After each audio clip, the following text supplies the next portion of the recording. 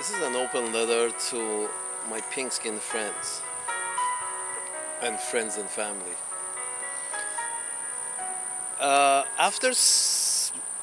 First I should say that what I'm about to divulge to you might all be coincidence, but intelligent people, logical people, wise people don't believe in coincidence. When something repeats in a very similar pattern, they conclude it's not a coincidence. Coincidence happens maybe once, if that. So I might be wrong, but I don't think this was coincidence, what has happened to me.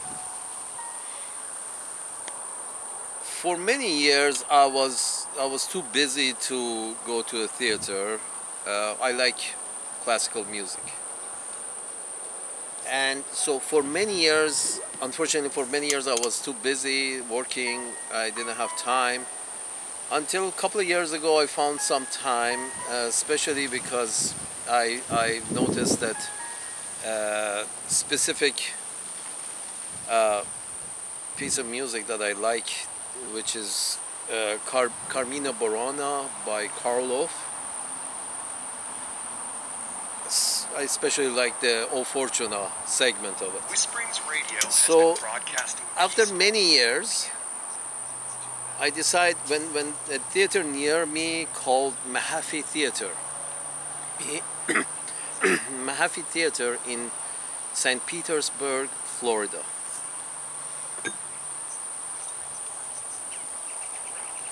They were playing this song, this symphony, this piece of music, Carmina Burana by Karloff, and I decided to go online and purchase a ticket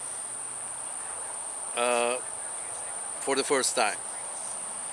Now you can all tell that my name is nothing close to, let's say, William Smith. So considering that my name is nowhere close to William Smith, when I was purchasing my ticket online, as normal, I put down my name as is.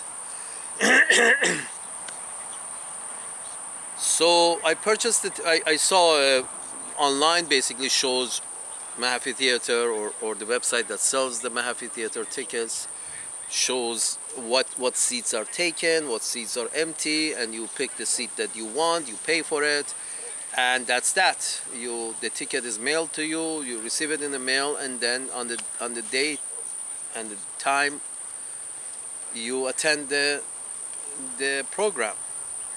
Now here's the thing. I saw there was an empty row of seats, and as I basically, like everybody else, I like to be alone, not have too many people around me, so I can enjoy the music. Because you can sit however you like, you can stretch your neck, you can move sideways to get the view that you like. So I don't like to sit when people are squeezed tight to each other, because it's less maneuverability while I'm sitting. I can't even stretch, and many times you can't even stretch your legs because people are crammed together. So I found this row that was empty.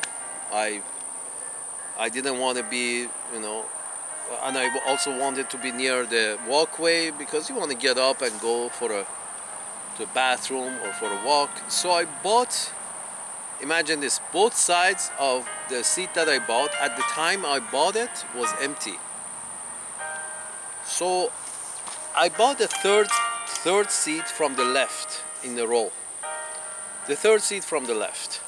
1, 2, 3 from the left, that was my seat. I don't know what row it was, but I know it was the third seat from the left walkway.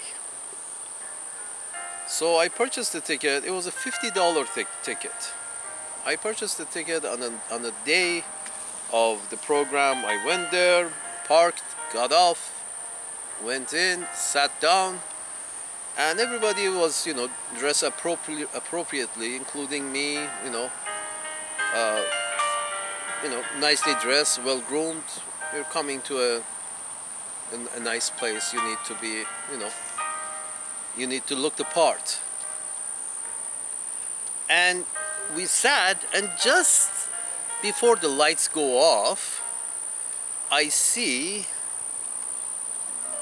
a guy, I'm assuming it was a manservant or a woman servant, pushing an old lady. She must have been over 90 years old. Pushing an old lady on a wheelchair, which had a oxygen tank, oxygen breathing machine, whatever it was, attached to it, pushed that wheelchair up and up and up, and it reached me, and they got off. With a lot of difficulty, the lady, who was over 90 years old on a breathing machine, got off the wheelchair with difficulty, moved her ass to the seat next to me, and plugged her ass down right next to me with difficulty. It took like a couple of minutes, although it was like the second seat from the walkway. And the manservant put her breathing machine between her legs and sat right next to her, which means he was sitting right next to the walkway. So it was me, the lady, the lady, over 90-year-old lady with a breathing machine next to me, and then her manservant, and then the walkway. Now, considering that the rest of the seat, like 20 seats on my right, were empty. After that, there were 20 seats more that were filled. But 20 seats on my right was empty. 10 seats in front of me were empty. 5 seats behind me were empty. But wouldn't you know, they plugged the radio right next to me. Now, her breathing machine was so large, it could be carried. It was, her manservant carried the machine and put it between her legs. But once that machine was placed between her legs, there was no room for me to pass. Forget about passing or going to the bathroom or anyway. She basically blocked the walkway from me. I either had to jump over her to reach the walkway, or I would have gone over here on my right. There were like 20 empty seats, but also there was 20 filled seats after that. So what ended up happening is that I still enjoyed the music, sat down, watched or listened to the music, watched and enjoyed the music. But on the break, the halftime break, I really didn't see any option to getting out. The woman with their machine was blocking my left, and on the right there were like 50 seats, 20 or 25 of them were filled, and it just didn't seem like the right thing to do, and pass through 25 people and walk 100 feet to reach the other walkway. So, and at the end, of course, you don't expect her to be the first one out the door, but apparently she planned to stay until the theater is totally empty before she leaves with her manservant. So I got up halfway up, almost when everybody on our back row was empty, had left, and the back row was empty. I just got up, took a couple of steps back, lifted my leg over the seats, and just went to the back row by just lifting my legs and walked out. Now, you might think this could be a coincidence, but what kind of coincidence? There was not a woman on her deathbed, over 90, 95 years old, can barely walk, pushed around on a wheelchair with a machine, with a breathing machine, Would she actually want to go to a theater? Does she will? I'm thinking, I mean, if you pay somebody for this performance, yes, maybe, but you know, it doesn't make sense. There was not a single person as old as her in that theater, and there was not a single person, you know, on a machine. Everybody else was normal, dressed normal, walked normal, and this lady. Okay, I put it down to maybe it was coincidence, bad luck. Fine, coincidence. I didn't know better. Again, I could be wrong, but hear me out. This is not the end of it.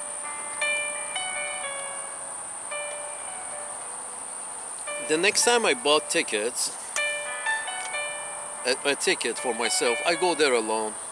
So the next time I bought a ticket where both sides of me were already filled with people, also front and back row. So there was no way that anybody could place or could plug somebody next to me that, you know, I don't believe belongs. So it was fine. It went just fine. Normal people sat around me because they had already purchased their ticket, and I was there in the middle, somewhere in the middle of theater, and everything went fine. No problem. Now the next time, I went there altogether. I went there 3 times during a period of 3 years. So it's not like I go there every other Sunday. I go there maybe once a year, once every 6 months or so.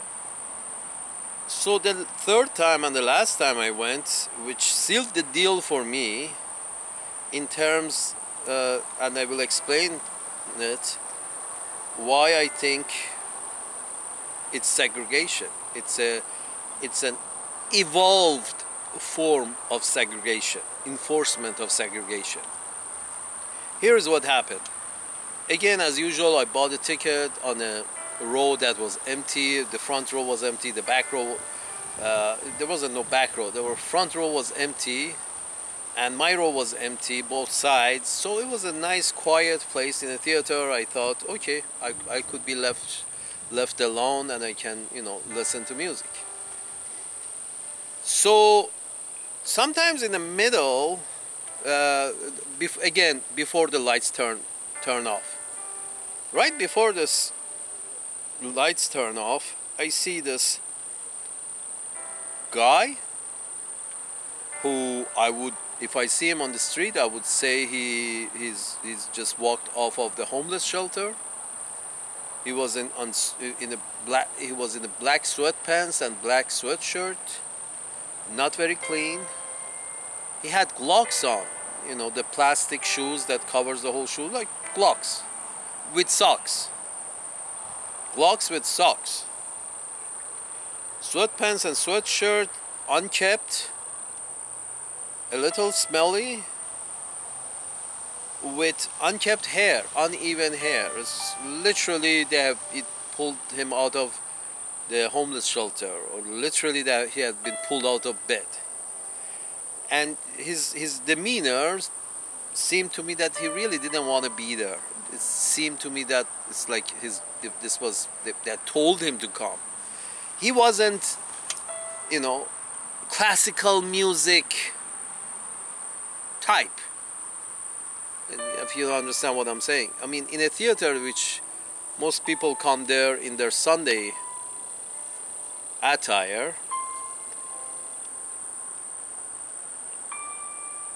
this guy was coming in like he's, you know, he's going to the bathroom. He's just got up in the middle of the night and he's going to the bathroom. So he sat down, not in my row, but right in the front row, which was right on my eyesight, right very close in front of me, right, the seat right in front of me. But I had chosen a seat that's in front of the walkway, so his seat was right in the row next to the walkway, right to my right. And the smell was not very nice, and obviously his condition, his altogether, the environment is just revolting. And literally, here is what I think is happening. I might be wrong again. Mahaffey Theater might be, you know, it's all on the up and up. But I feel he was paid to come and sit there. Maybe homeless, maybe not homeless, maybe some, you know, some very low paying job, and this was his side gig. As you know, Mahaffey Theater has him on the payroll, and they call these guys up and pay him some money to come and sit somewhere. I think what is the objective? I think the objective is simple. Segregation is used to be that because you're not one of us, period. Because you're not one of us, we don't recognize you as one of us, you can't come here. Because here is where we congregate. You can't come here because this is our thing. This was segregation. It was, you know, about black, about brown, it was about yellow, about green, about blue. Anybody who's not a pink skin goes to a place where pink skin like to congregate. The pink skin doesn't want them to come attend their congregation. Doesn't want to attend their gathering. So they want to segregate, push you out. How they do this? Before they used to have laws. Hey, if you're not our color, you can't come in. Fuck you, get off, get lost. Now it has evolved. Segregation in the southern United States has evolved from you can't come in to if you do come in, we're going to pluck a pile of shit right next to you. So for the whole duration of your attendance to our gathering, for whatever reason we're gathering, for the whole period of your attendance to our gathering, you're going to be smelling shit and looking at shit and watching shit and observing shit. So this would be a lesson to you. Next time, just don't come to our gathering. This is for us. Fuck you. This is, I believe, what segregation has evolved to in the United States. This is what happens in theaters, in symphonies. If they don't like you, if they don't want you, they put a pile of although the whole theater is empty, they still find a pile of shit, pay a pile of shit if they have to, whether it's an old lady on the machine about to die or the homeless guy who smells like shit.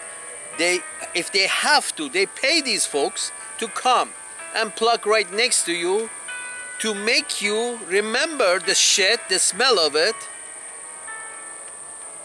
and not come back. That is if your name is not William Smith. Of course, if you're pink skin and your name is William Smith, they keep the shit away from you.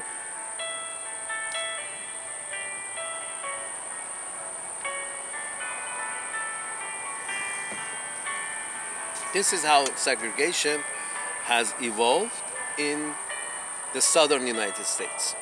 And we all know that this is their system in the theater,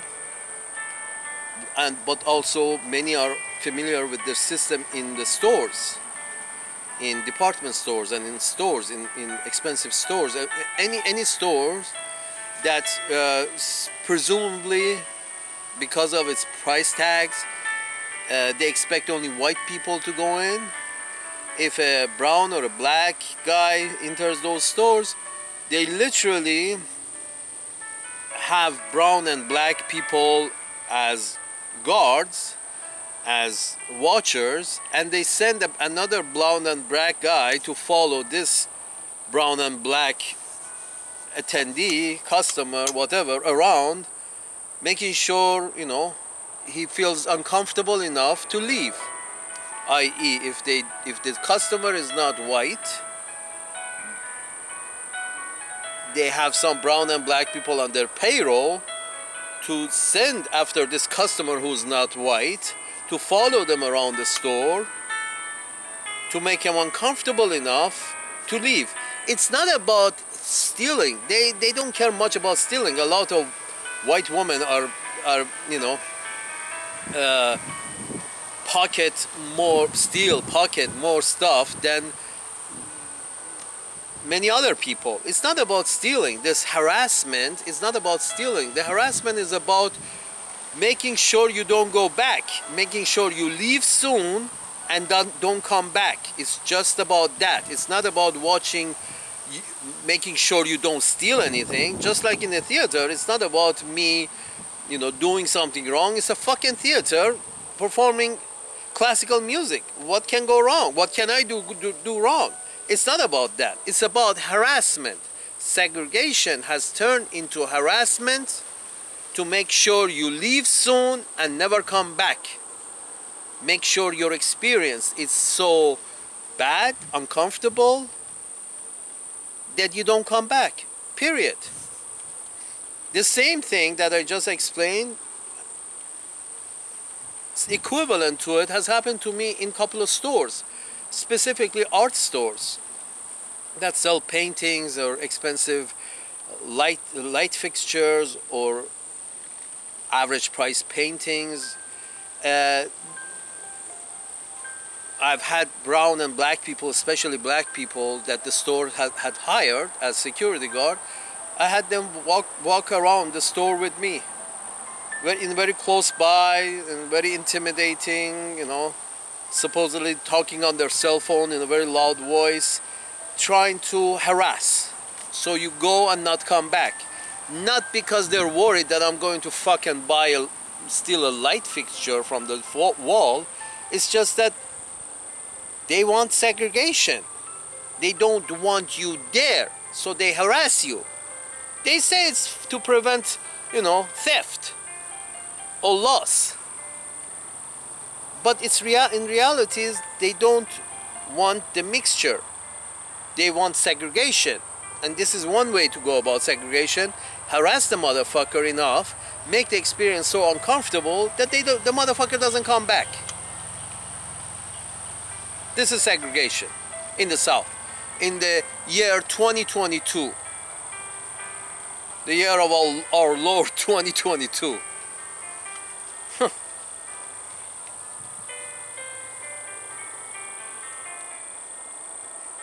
And if you tell me that, okay, this may be just a southern problem, then I remind you of the incidents with Martha's Vineyard, in which Governor DeSantis from Florida sent a bunch of brown-skinned folks who had immigrated without permission to the United States, load them up on a plane and took them to Martha's Vineyard. Martha's Vineyard is being this exclusively 99.9% rich white area in, you know, of the northeast United States. It's an island, semi-island, whatever. It's very exclusive, very rich, very white. So once these unwanted immigrants, brown and black and red immigrants, arrived, there was an uproar on why the governor DeSantis sent these motherfuckers here. We don't have anything for these motherfuckers to do here.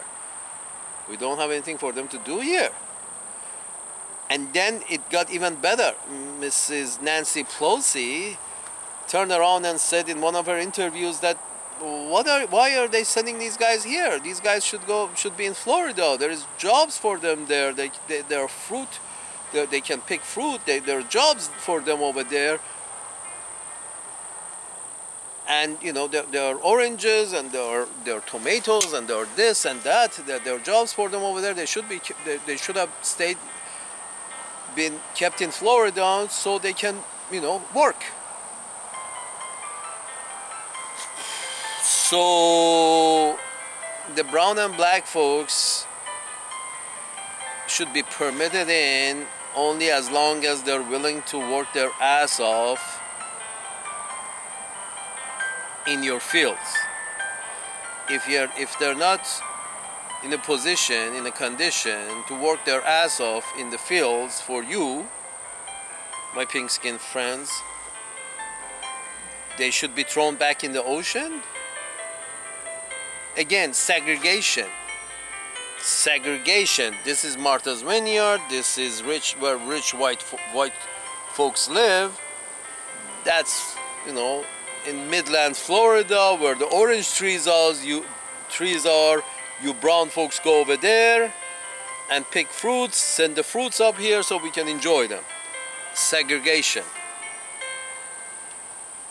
Segregation of theater. In the theater, segregation in stores, segregation in geographies. Nothing has changed. It's all, you know, it's all a lot of words, a lot of words. It's sort of like, okay, you brown and black folks can, you know, as long as you know your place, you don't come where we like to enjoy ourselves together, that's fine. But coming to our theater, trying to enjoy music sitting next to us, fuck you. We're gonna put a pile of shit right next to you so you don't come back.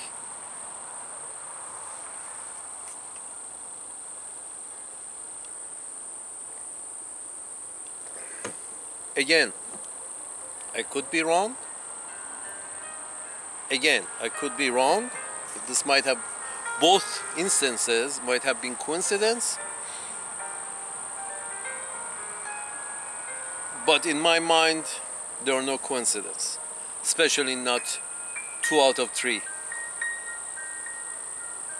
When it happens twice, 2 out of 3, and the third time, the one time that didn't happen, that I didn't get stuck with a pile of shit dropped right next to me, was the time that I didn't give them an option. I bought a seat where both sides were filled. You decide. Coincidence? I don't think so. Segregation. Forced segregation. Evolved form of segregation in Mahaffey Theater in the year 2022.